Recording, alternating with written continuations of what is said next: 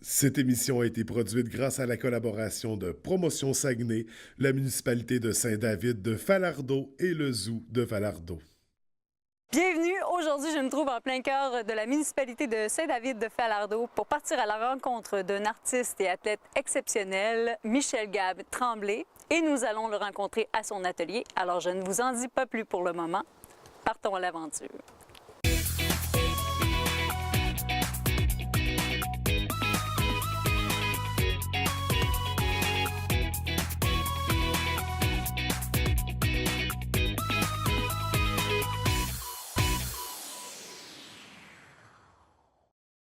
Bonjour Michel Gab, comment vas-tu?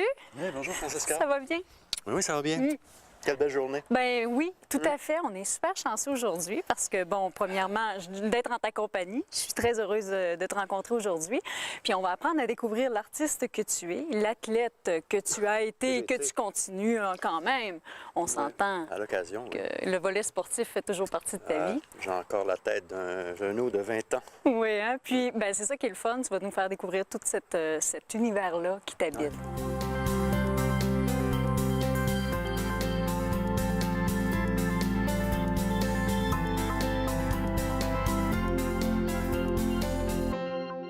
J'ai été à l'école apostolique, moi, OK? à Chicoutimi.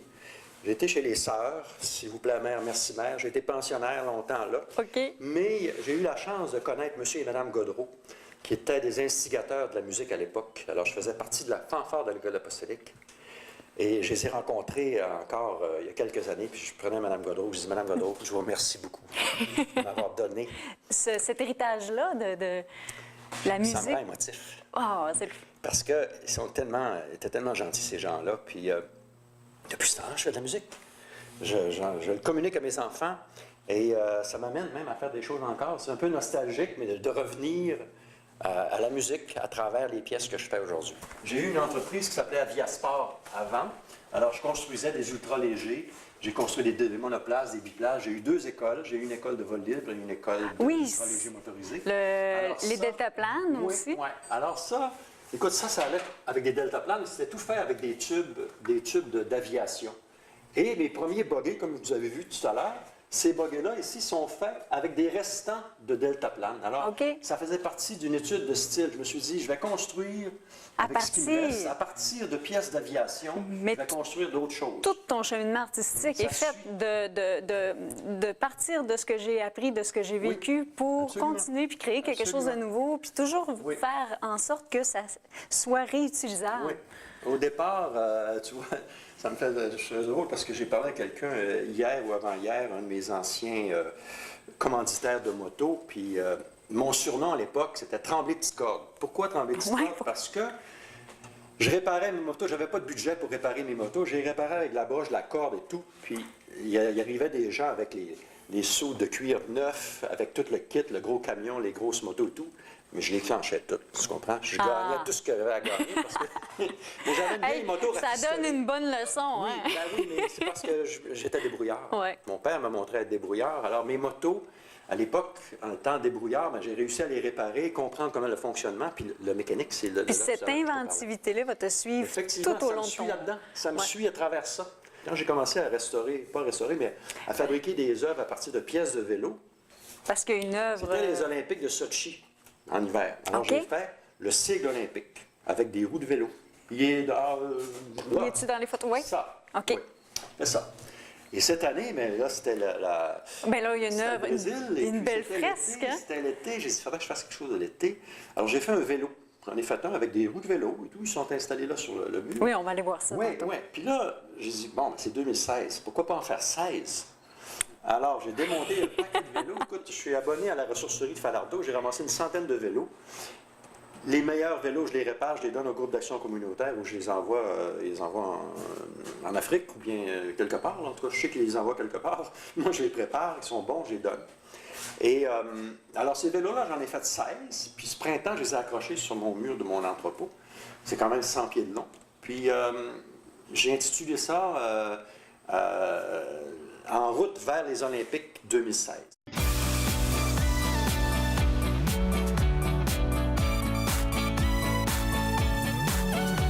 Là, il s'est passé tout qu'un drôle d'accident, là. Ça, c'est un monument à mes anciennes passions. OK. OK? Parce que la vieille moto qui est là-bas, c'est une moto avec laquelle j'ai fait de la compétition de moto. OK. Et j'ai gardé les bonnes pièces pour, justement, m'en servir pour mes autres motos. La voiture qui est là, c'est une Triumph 1959. OK. J'en avais deux. J'en ai fait une bonne. Et avec les pièces, plutôt que les jeter à la ressourcerie, j'en ai fait une espèce de voiture que j'ai repeint là. La queue d'avion, c'est pour montrer un peu le volet aviation Oui, dont oui, j'ai été. J'ai ton été champion école. canadien de vol libre aussi. Wow. Alors ça a été des moments très intenses pour moi. La période après la moto, j'avais besoin d'adrénaline, j'avais besoin d'une espèce d'évasion et j'ai été pendant, je dirais, 10-12 ans dans le domaine de l'aviation. Et tout de suite après avoir gagné 2 championnats canadiens de moto, l'année d'après, je gagnais un championnat canadien de vol libre. Wow, t'es un performeur. C'est parce que j'avais la tête à la compétition. Dans le fond, là, c'est que ce que je comprends, c'est que aussi tout est possible. Tu sais, il n'y a rien qui fait que des contraintes ou quoi que ce soit. Tu laisses aller ton imagination. Puis il ne faut pas non plus te presser à. Tu dis, il faut pas que tu dises, il faut absolument que je fasse quelque chose là, cette semaine.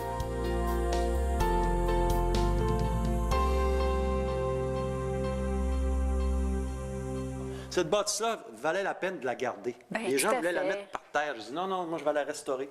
Alors je l'ai restaurée. Mais et ça je m'en prenait sers. quelqu'un comme toi Ouais, ben, ça qui en prend devienne quelqu'un qui propriétaire décide parce de que... faire quelque chose avec ça. Bon, moi, ça me tentait de faire ça. Mais j'ai voulu lui donner aussi une deuxième vocation, c'est de faire des événements, des happenings de musique et OK. des performances peinture.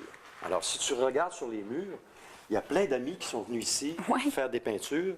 J'ai même un corneau de 7 par 7 parce que Joanne est allée à l'école avec moi. Joanne McCorneau. J'ai un 7 par 7 signé de Joanne. Elle me l'a signé à la fin de la journée. Ah, c'est le fun J'ai d'avoir un des amis comme François Léo ça. Tremblay. J'ai plein d'affaires intéressantes ici. Alors, on faisait un gros méchoui dehors. Ouais. J'ai invité un groupe de musique sur mon stage qui était là. Et il y a eu à l'époque Taxi Blues où on faisait des jams. J'invitais plein d'amis.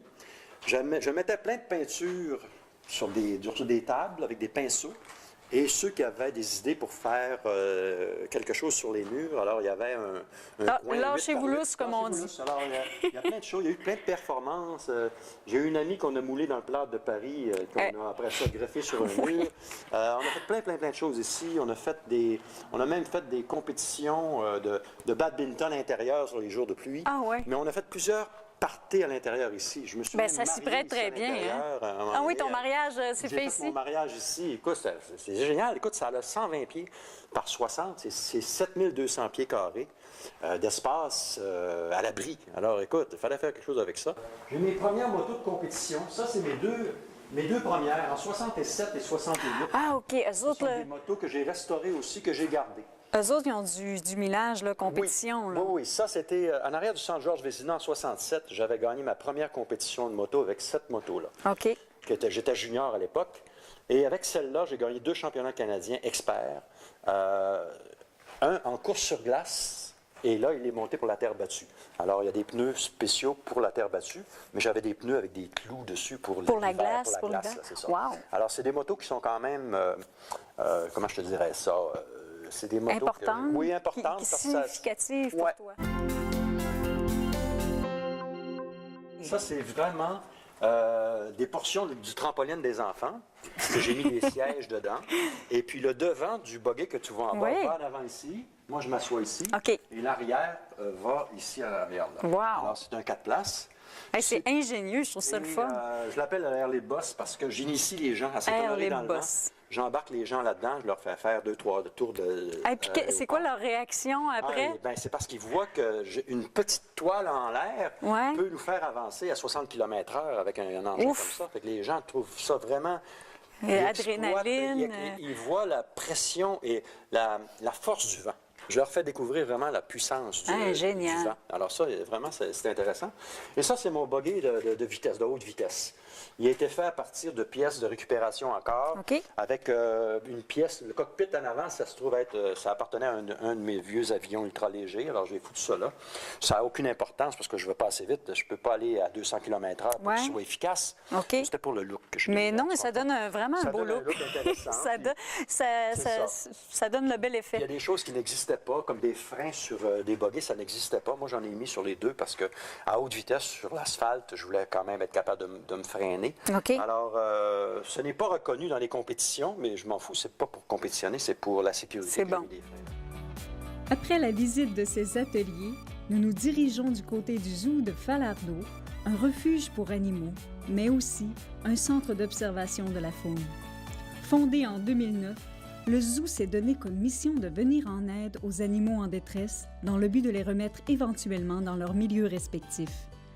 Ils ont pu ainsi sauver des milliers d'animaux blessés, martyrisés et abandonnés.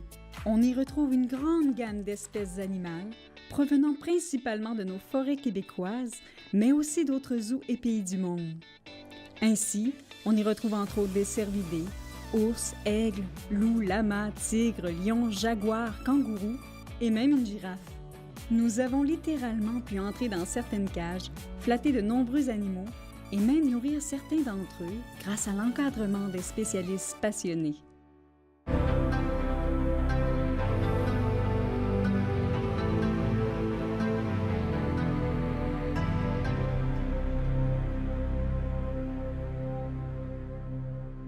Alors, Michel, tu nous amènes ici, Chute au Galet. Ouais, ça, c'est un coup de cœur. Ouais. La chute au Galet, là, c'est quelque chose... Je viens ici peut-être depuis 40 ans. Ah ouais. C'est un coin magnifique, les galets Ah, en c'est- haut. Ici, là, on peut voir la chute. C'est très intéressant. Ils font des travaux. La chute est présentement à peu près au quart de ce qu'elle peut être. Je te disais tout à l'heure aussi, ce qui est magnifique au printemps, ça déborde, il se crée un fiume alentour là, de la chute. Et puis, quand le soleil se met dedans, tu as 2-3 arcs-en-ciel au-dessus de cette chute-là. C'est magnifique. Et je te disais aussi que cette chute-là, au départ, c'était une amenée d'eau un peu plus haut pour les barrages, mais aussi pour une dalle ici. Alors, le bois descendait dans cette dalle-là. Ouais. Elle est ici dans la rivière et ça allait jusqu'à Kenongami. Alors, c'est pour ça, la rivière Shipsha, ça allait jusqu'à Shipsha. Et il y avait une rétention de bois à ce moment-là. Le bois, il le prenait et il faisait du papier avec. Alors, c'était l'ancienne route pour le bois.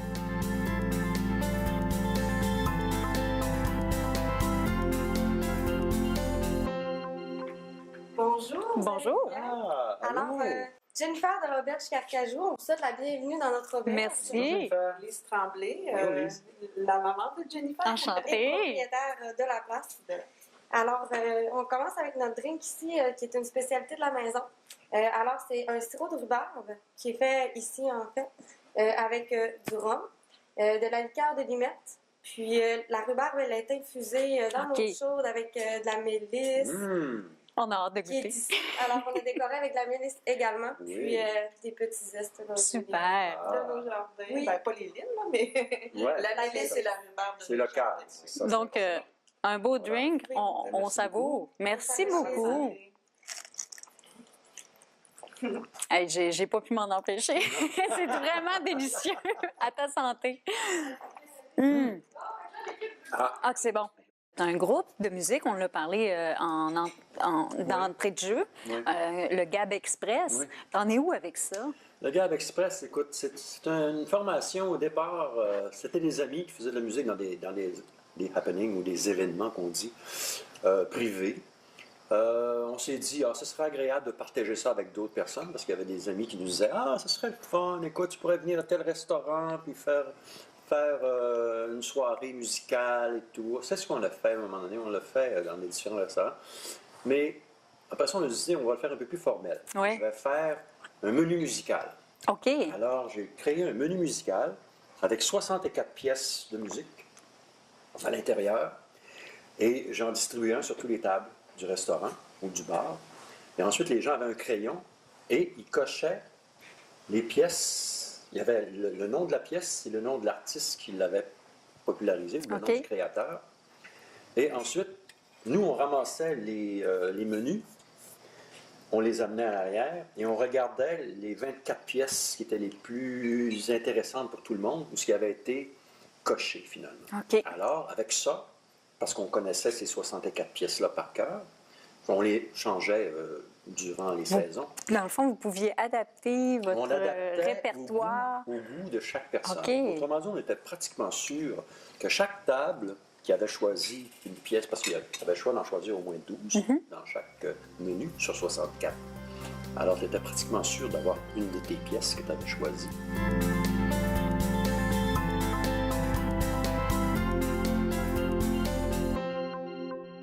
Tu continues d'entretenir cette passion-là qui est la musique, mais de façon plus intime. Oui, absolument. Alors OK. donc, c'est pas pour la publiciser ou pour la faire pour... le dernier spectacle que j'ai fait, c'était un spectacle pour la Saint-Valentin à Montréal, et il y avait environ 200 personnes dans la salle. Ce qui était intéressant, c'était la Saint-Valentin, c'était des chansons... La thématique était les chansons d'amour. C'est sûr, il y a eu toutes sortes de choses, anglaises, françaises, québécoises. Mais la satisfaction qu'on en retire, c'est pas la même que un événement avec des amis aux alentours, des gens qui la planifient depuis longtemps. Ils disent, nous, on va aller se rencontrer là avec nos amis musiciens, nos amis de longue date. On campe sur place. C'est un événement qui dure 24, 36, 48 heures, 72 heures, dépendamment de l'endroit, sur le bord de l'eau, des choses comme ça. Alors, c'est ce qui me plaît plus au niveau de la musique, rencontrer des gens ou on a une soirée.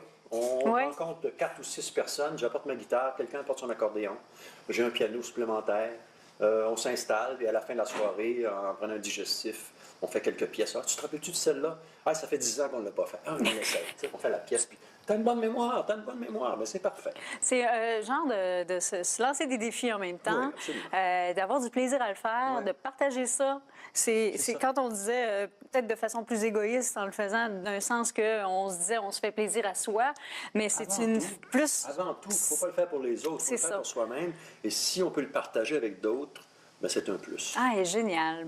Oui. Alors, c'est ça qui me maintient musicalement, c'est de le partager avec mes amis aux alentours, plutôt que commercialement. Tu me parlais des limitations aussi que le sport a entraîné par rapport à ton corps, le côté physique de tout ça. Tu ne peux plus faire Ça, autant... C'est un volet qui est un peu plus difficile à accepter. Parce que j'ai de l'usure de performance, qu'on appelle. Mais alors, quand tu performes dans le temps très jeune, c'est une usure qui se fait, tu as des blessures et tout, puis quand tu arrives un peu plus vieux, ben, tu les ressens, ces blessures-là. Mais c'est une diminution qui m'affecte beaucoup. Les épaules, le dos, le cou, les jambes... Les heures de les création sont moins longues. Oui, exactement. Mon meilleur temps de performer, que ce soit physiquement, autant en sport qu'en création, c'est entre 9h et 3h. OK. Je suis performant là, dans l'avant-midi, de 9h à midi, et de 1h à 3h. Après ça, je sens que l'énergie diminue. Oui. Puis aussi, l'idée de la création, j'ai moins envie. Je vais remettre ça demain.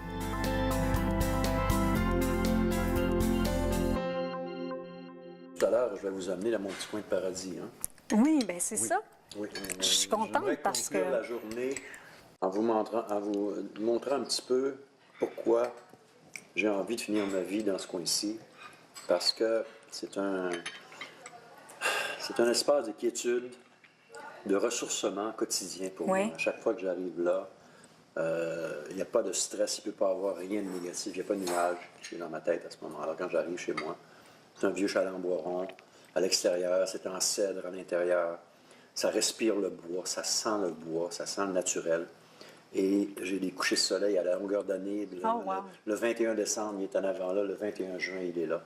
J'ai un lac fantastique, limpide, où je peux pratiquer la voile l'été, la planche à voile, le ski nautique à l'occasion, quand je n'ai pas trop mal au dos. Surtout le cerf-volant traction l'hiver, parce que j'adore ça.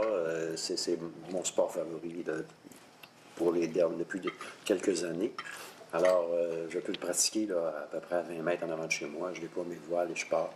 Super. En Tunisie, faire le tour des lacs et tout. Puis, ça me plaît beaucoup et c'est un coin que j'aimerais ça partager avec toi pour te montrer un peu qu'est-ce que l'aboutissement finalement de mes fantasmes au niveau d'un certain rapprochement avec la nature et une certaine quiétude.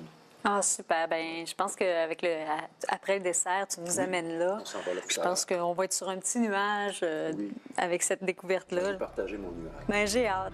Après ce délicieux repas, la propriétaire nous a fait visiter les sentiers qui encerclent l'auberge Carcajou.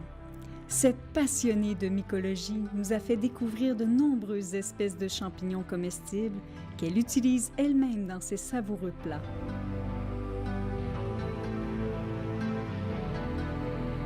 Maintenant, Michel Gab nous amène visiter un endroit pittoresque, son domaine au Lac-Clair.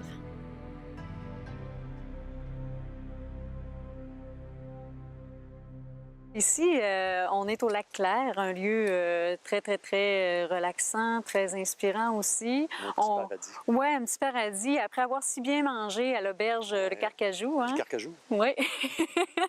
Et puis, tu me racontais que c'était un lac qui était alimenté par des sources... Oui, c'est pour ça qu'on parle du lac clair. On peut voir, quand le lac est calme, on peut voir jusqu'à 10 mètres de profondeur. Alors, l'eau est extrêmement limpide. Alors, il est alimenté par des sources souterraines qui parviennent des montagnes en arrière, qui parviennent du coin du lac emmuraillé aussi, et qui se déversent dans le petit lac clair qui est un peu plus loin, le lac Mial, le lac Caché et le lac des Copains. Et puis, ça descend de la rivière jusqu'à Chicoutimi. Et Alors, puis, c'est ça, c'est l'écoulement des eaux. c'est un magnifique endroit aussi pour conclure l'émission. On n'a pas le choix à un moment donné. Il faut qu'il y ait une fin. Toute bonne chose a une fin. Je vous réinviterai. Ah, ben ça serait avec grand plaisir que j'accepterai. Et puis, c'est vraiment... Moi, j'ai vraiment apprécié ma journée. J'espère que c'est le cas pour toi aussi. Absolument, absolument. J'aime aller voir le zoo, j'aime aller voir la chute, mais en bonne compagnie, c'est agréable. Oui, hein? L'équipe de tournage, c'était magnifique. Et puis aussi, il y a des choses que je ne connaissais pas du zoo, du propriétaire, M. Gagnon. Et ça m'a fait plaisir aussi de partager certains renseignements au niveau de la chute aux galets, de son historique, ces choses-là. Bien, tout à fait, parce que tu es un puits d'informations. Ça fait quand même plusieurs années que je gravite autour. C'est super intéressant de t'écouter parler, mais pas juste le côté historique que tu as retenu, mais aussi le côté, la passion que ça t'anime et tout. Fait que c'est ça que j'ai aimé découvrir chez toi. Non seulement l'artiste, l'athlète, mais aussi le connaisseur. Puis toujours curieux d'en apprendre un peu plus. La curiosité, il faut que ça nous habite jusqu'à la fin parce que sans ça, le monde devient terne si on se laisse aller sans curiosité. Ah ben, en tout cas, sur ces belles paroles, on va se laisser là-dessus. Puis vraiment, je souhaite à Michel Gab une belle continuité là-dedans, de s'épanouir, de continuer de s'épanouir, puis de faire découvrir cet art-là à d'autres personnes pour les nourrir eux aussi. Alors, merci beaucoup. Bien, merci Au à plaisir. toi. Oui.